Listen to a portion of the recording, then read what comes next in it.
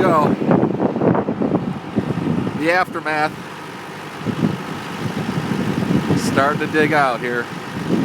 There's the truck. Obviously, you got to get that dug out before it can even start plowing.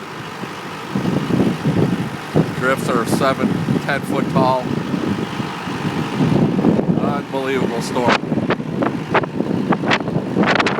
But before, here's the dogs. They stood out through it all. A little pile. Oh man.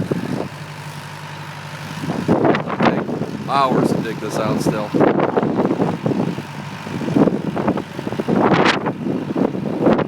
End of the road I can get to, but our road is completely shut down.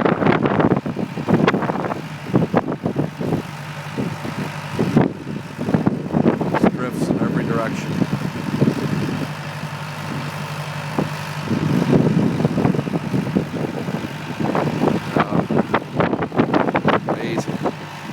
Amazing storm.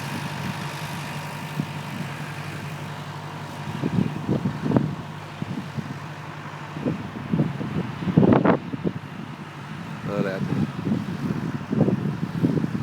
That stuff is 5 to 6 foot tall back there.